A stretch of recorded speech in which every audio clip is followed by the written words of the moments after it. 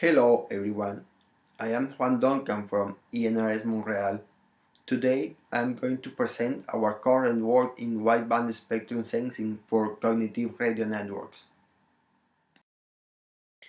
In recent years, we have seen an increasing scarcity in spectral resources in wireless communication, and at the same time, we see that these spectral resources are not exploited efficiently.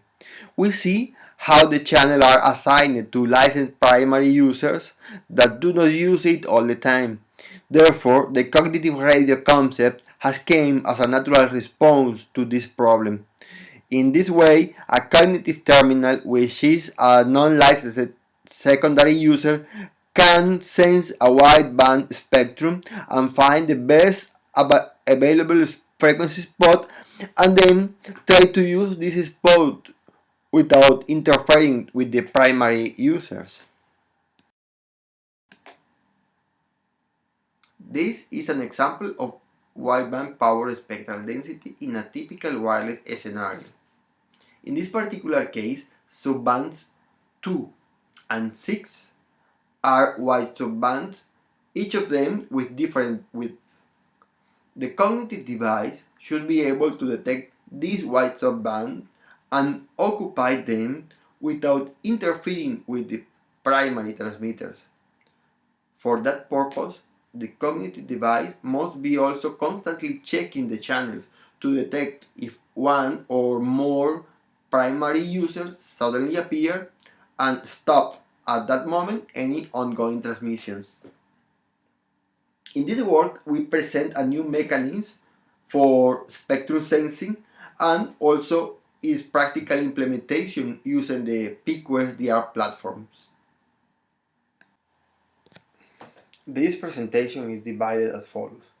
In the first section, I present the design of the spectrum sensing system from a theoretical standpoint, and in the second section, I present its implementation in the NewTek PQSDR platform. Finally, in the third section, I give the conclusions, the guidelines for the future work, and also show a little demonstration video of the system. For the design of the spectrum sensing system, we first determine the requirements for the cognitive devices which perform wideband sensing. The first requirement is to detect the boundaries or edges of each of the spectrum spaces and in this way classify the total available bandwidth in a finite number of subbands. After that, the objective is to determine whether or not each of the subbands are occupied or available for transmission. For that, we have the assumption that at least one subband is free, and then we select this subband as a reference for the detection of the other subbands. This selection is the second requirement. Finally, the decision for each of the individual subbands is the third requirement. The spectrum sensing system is assumed to work in a cognitive radio network with a frame structure in which the cognitive device sends the spectrum before each frame transmission. Here, T is the period of time in which the spectrum is sensed, and TF is the total frame time. The cognitive device performs subband detection in every sensing period. However, for a given current frame, the edge detection is performed using a group of L previous sensing periods. With that, we give more robustness to the edge detection, assuming that the activity of the subbands can change more frequently than their boundaries. Now, I go to explain how do we perform our first requirement, which is edge detection. For this requirement, we obtain an estimation of the power spectrum density over the studied band. This estimation is computed from the samples obtained during the sensing periods. Now, after we have the PSD estimation, we proceed to detect the subband boundaries. For that, we made the assumption that any subband can have a minimum given bandwidth. which in this case is labeled as beaming.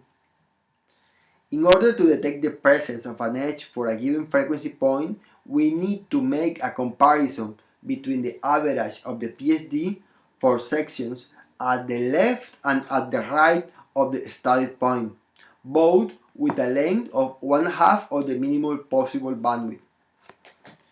Then we repeat this procedure for all the frequency points in the studied bandwidth, as we see in the sliding windows in the figure. When we have the energy averages of the left and of the right of a given frequency point, we compute the ratio or the quotient between these two values. If there is no edge, the average energies of both sides will be similar and the quotient will be close to 1. But if there is an edge, the value of the ratio will be different than 1. Now the value of R is computed for a single sensing period, but remember that the edges are detected using several sensing periods, in particular the previous L sensing periods. In this way, we compute the test statistic REL, as you can see here in the slide. REL is a random variable which is characterized statistically and is used to determine the probabilities of detection and false alarm for a given threshold value. Then, if we assume that we do not have an edge for a given frequency point, we should expect a value of L for that test statistic. On the other hand, if we have an edge, we expect a value which is an increasing function of the signal-to-noise ratio of the active subband. So, the interesting part of that statistic is that it is rapidly increasing as a function of the SNR. The threshold is computed for a decided false alarm probability. Here we see our threshold for an arbitrary probability of false alarm of 0.01 and an L of 20. Here we see how the point which does not have an edges give a test statistic around 20, which is the value of L. And here we see how the edges of the subband in blue are correctly detected. Here I show a simplified block diagram of the edge detection implementation. We compute the FFT of the received signal and then we compute the PSD from the complex output of the FFT. After that, we use a moving average filter to compute the energy averages of the section of LED beaming over 2. We get the output of this filter and then we delay it for a length of beaming over 2, and after that we make the quotient between the delayed and not delayed version, which are equivalent to the left and right section used to detect the edges. Now we have the value of R, and from that we can compute our test statistic REL. Now we know the position of the different subbands in frequency, and now we want to determine if they are occupied or not. We have the assumption that at least one subband is wide, and then we go to use this as a reference to detect the activity in the other subbands. For that, we simply select at each sensing period the subband with the lowest average energy. Here, we see that subbands 2 and 6 can be selected as the reference subband. Finally, we go to subband detection. The test statistics used to detect a subband as occupied or not occupied is obtained from the ratio between the average energies of the selected reference subband and the subband under consideration. From this ratio, we compute the subband detection test statistic for each of the subbands. Similarly, as we did in edge detection, this ratio will be close to 1 for the white subbands and will be much higher than 1 for the occupied subbands. So, it is convenient to subtract 1 to this ratio to make it zero mean for the white subband cases.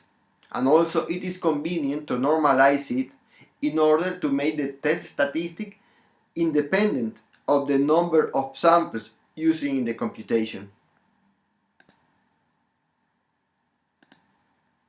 With this mathematical manipulation, we got a test statistic with Gaussian distribution, with zero mean and with unit variance under the white subband assumption. This gives a very important property to this test statistics, and is that it has a constant false alarm probability which is independent of any of the sensing parameters like sensing time or bandwidth. On the other hand, for an occupied subband, the test statistic will increase its expected value as an increasing function of the subband SNR and the number of samples NDK and NI used to compute the test statistic. Similarly, as we did in edge detection, we set a threshold for a desired probability of false alarm. And from that threshold, we can have an estimation of the detection probability as a function of the SNR of each subband. Now that we have described the design of the system, we pass to the section explaining the practical implementation in the PQSDR platform. We validate our spectrum sensing design using the PQSDR platform from NUTAC and a Windows computer using MATLAB. In the PQSDR, we receive the downconvert baseband samples and then we implement inside the FPGA the time-sensitive function required for the spectrum sensing. We implement there a real-time streaming FFT and the filtering process required for the averaging of the power spectrum density. On the other hand, we use the computer to configure the platform, beginning with the standard configuration to the software radio platform and also with the parameters required for the PSD computation. On the computer side, with a MATLAB function, we obtain the final test statistic, and finally, we perform the edge and subband detection. Finally, all the results are shown in a graphical user interface in the computer. Now I'm going to detail the function implemented inside the PQSDR FPGA.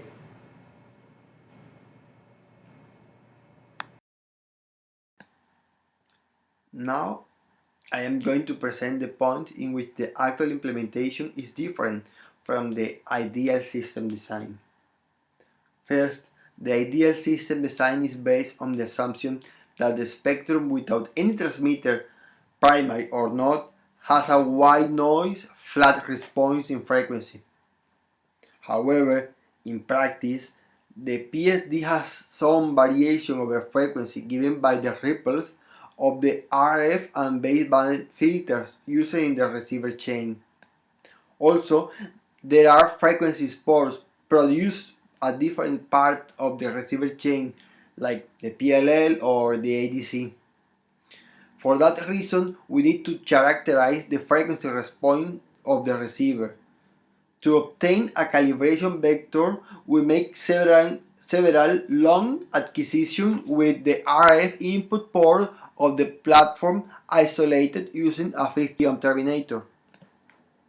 Additionally, during this calibration, we detect the spore peaks and we make an estimation of their frequency. With that, we generate also a spore mitigation vector. With this vector, we can equalize the received signal in the platform and we store them in ROM blocks memory inside the FPGA for its operation in real time. Here we can see an example of the receiver PSD with and without the calibration. We see how the calibration helps in the way that after calibration the response is more flat for the non-occupied subbands, and we also see how their spores are reduced. Also inside the FPGA we have blocks which receive the configuration sent from the computer and set the parameters for the PSD that are implemented inside the FPGA for the averaging on all the real-time processes. Okay, as we said before, we configure the parameters of the PicoDR using a graphical user interface in MATLAB. This MATLAB function receives the average power computed in the platform and computes the edge and subband test statistic. From that statistics, we make a decision and the results are shown in the graphical user interface. Here you can see the graphical user interface window with all the boxes in which you can put all the parameters for the spectrum sensing, like probability of false alarm for edge and detection and the sensing times and the L repetition. And in real time we can see the plus for the test statistic and the histogram for the previous detection that will help us to obtain the probability of detection of false alarm and validate our assumptions. Here we can see the points in which we can we can write our desired probability of false alarm. Here, probability of false alarm from the edge and probability of false alarm from subband detection.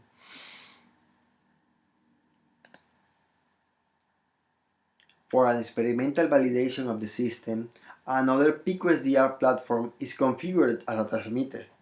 With that, multiple subband occupancy patterns are generated at transmitter over a wireless channel, over the wireless channel.